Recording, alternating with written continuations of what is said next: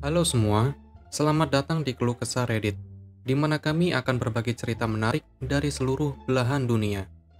Kali ini kami akan membagikan cerita dengan tema Malicious Compliance, yaitu mengisahkan tentang sengaja mengikuti arahan orang sok tahu dengan maksud buruk. Berikut ceritanya. Cerita pertama, kisah pembalasan programmer.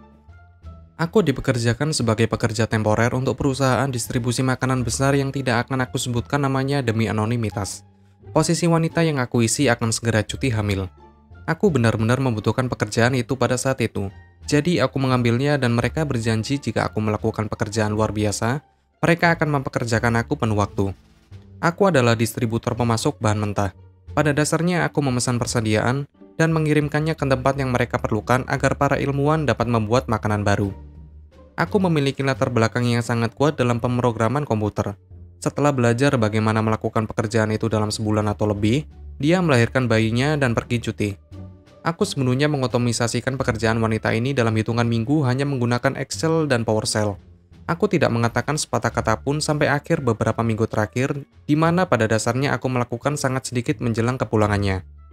Aku menambahkan beberapa pembaruan untuk perubahan alur kerja, dan memverifikasi semua data benar pada akhir hari setelah dijalankan. Tetapi hanya itu yang benar-benar aku lakukan. Aku meminta lebih banyak pekerjaan dari bos yang mengarahkan aku untuk mengisi lini produksi. Jalan yang tidak ingin aku ambil. Menjelang beberapa minggu terakhir periode temporer, wanita itu kembali dari cuti hamil. Aku menunjukkan padanya apa yang telah aku lakukan. Rahangnya hampir menyentuh lantai karena kagum bahwa aku telah membuat semua kerja keras yang dia lakukan selama bertahun-tahun diselesaikan oleh program komputer dalam beberapa menit setiap hari. Dalam pertemuan tim kami berikutnya, dikemukakan bahwa aku perlu membuat semua orang online dengan program ini sebelum periode sementara aku habis. Ding ding ding, terlintas di kepalaku bahwa mereka tidak berencana menahanku dengan komentar bodoh itu. Jadi aku wajib dan membuat semua orang bergabung. Tanpa sepengetahuan mereka, aku memasukkan klausa dalam skrip PowerShell dengan enkripsi CLI XML secara lokal ke PC yang aku gunakan.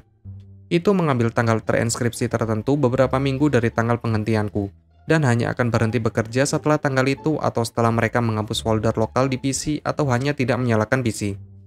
Jika mereka memutuskan untuk mempekerjakan aku bisa saja mematikannya, dan tidak akan lebih bijaksana. Aku menambahkan cuplikan ini ke setiap pernyataan if or for loop yang mungkin dengan variabel baru setiap kali dalam kode jika seseorang mencoba dan memperbaikinya. Itu akan menjadi mimpi buruk untuk diperbaiki jika mereka memiliki keberanian, juga dengan mengidentifikasi dan mengganti nama setiap variabel dan klausa dan membuat ulang CLI XML. Jadi seperti yang dapat kalian bayangkan, aku tidak ditawari posisi penuh waktu untuk perusahaan tersebut.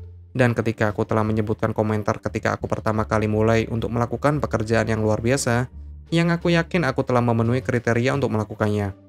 Bos mengatakan bahwa dengan SAP masuk ke tim produksi minggu depan, keahlianku tidak akan diperlukan. Sebulan kemudian aku mendapat pesan dari bos lama yang mengatakan bahwa dia perlu berbicara dengan aku tentang program yang aku tulis.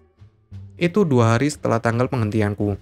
Aku tahu persis tentang apa panggilan itu, dan tidak pernah membalas panggilan itu karena aku memiliki tawaran pekerjaan yang lebih baik yang sudah disiapkan.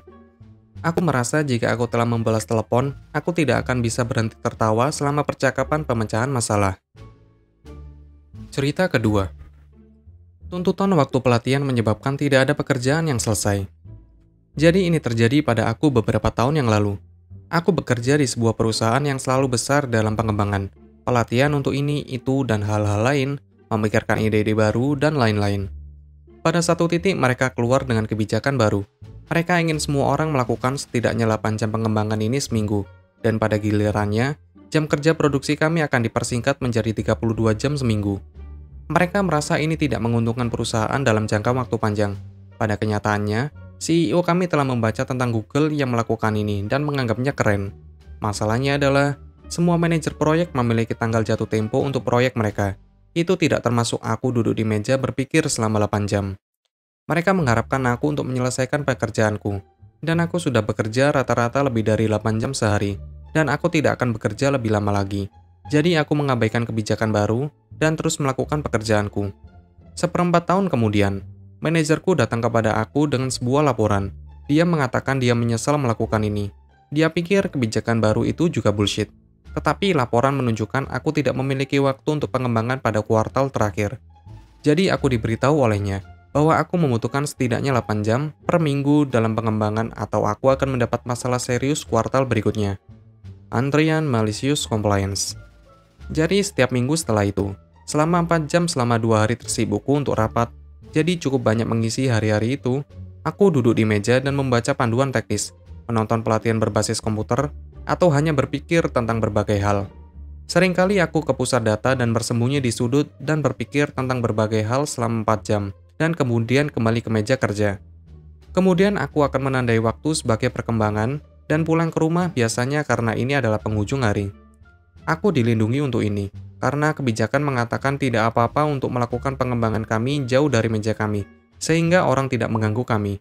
Mereka bahkan menyarankan ruang makan siang, tempat yang buruk, atau di luar ketika cuaca bagus. Itu benar-benar konyol. Sementara aku berpikir teleponku akan menjadi gila dengan orang-orang yang mencari aku. Aku mendapat pesan bahwa ada keadaan darurat yang harus aku tangani, tetapi aku mengabaikannya. Lagi pula, sudah jelas bagiku bahwa waktu pengembangan itu wajib, dan aku sedang berpikir. Setelah 2 minggu ini, tidak terlalu lama memang, manajer mengadakan pertemuan dengan aku dan seorang manajer proyek. Kapan tugas-tugas ini akan selesai? Aku memberitahu mereka akhir minggu depan. Tapi kau bilang akhir minggu ini? Ya, tetapi aku telah diminta untuk mengambil 16 jam waktu pengembangan selama 2 minggu terakhir. Ditambah 8 jam yang aku ambil minggu depan, adalah 24 jam. Ditambah semua rapat yang harus aku lakukan, sehingga diperpanjang jadwal hingga 40 jam kira-kira. Proyek manajer tidak senang, tapi dia tidak bisa berkata apa-apa. Jadi lihatlah, beberapa rekan kerja melihat apa yang aku lakukan. Mereka telah memasukkan 8 jam ke sistem pelacakan, tetapi entah tidak melakukannya atau melakukannya pada waktu mereka sendiri. Tetapi mereka mulai mengikuti malicious compliance-ku. Kalian dapat melihat kemana arahnya. Segera semua proyek tertinggal. Laporan internal triwulan keluar, dan hore, 100% partisipasi dalam arahan pengembangan. Oh, dan 0% dari proyek kami dikirimkan ke pelanggan tepat waktu. Jadi sekarang kami memiliki pelanggan yang benar-benar kesal. Proyek manajer yang kesal, manajer kesal, vice president kesal, dan lain-lain. Semua karena sebagian besar dari kita lebah pekerja memutuskan untuk melakukan arahan pengembangan dan berpikir selama 8 jam seminggu seperti yang diminta.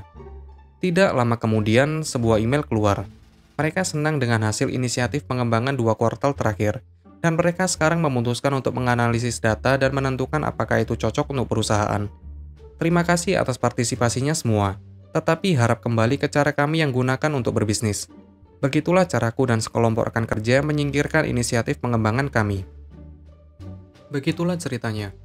Apabila kalian suka, kalian bisa like dan berkomentar di bawah. Jangan lupa subscribe untuk membantu channel ini. Sampai bertemu di video selanjutnya.